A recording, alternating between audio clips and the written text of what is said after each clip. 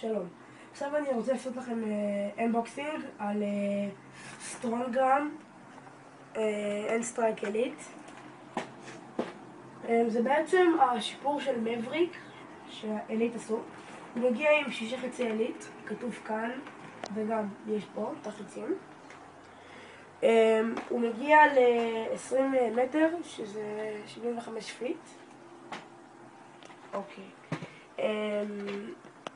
פה יש לו טקטיקל רייל אחד, שזה טוב כי לא עשו את זה על הטעינה, שזה היה במבריק.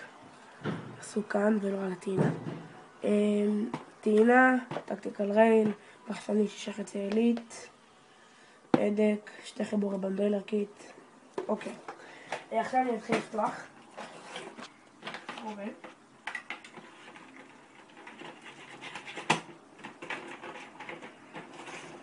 פתחתי את הראשון, פתחתי את השני, אחר כך נפתח את השלישי.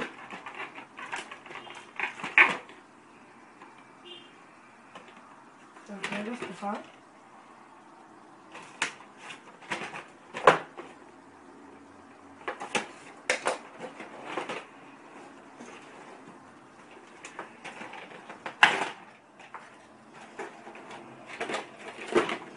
הנה, ככה זה מגיע.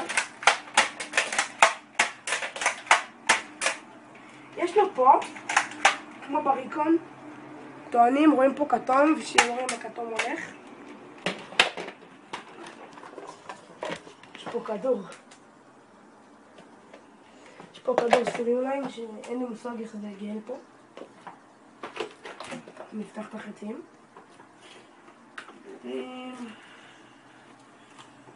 רגע.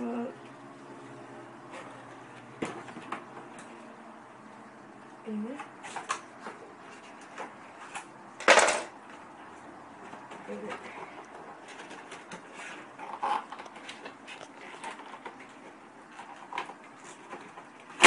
הנה. פתחתי. 2 חצים. עוד חץ. את 3 חצים האחרים. הנה.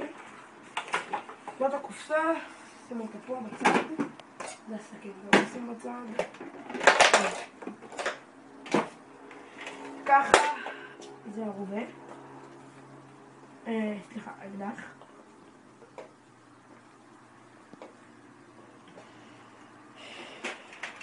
הנה.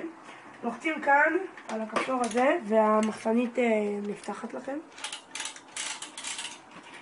אני אשים את החצים.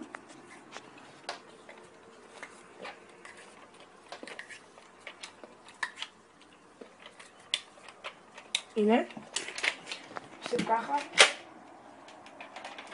אני נראה את החצים עכשיו.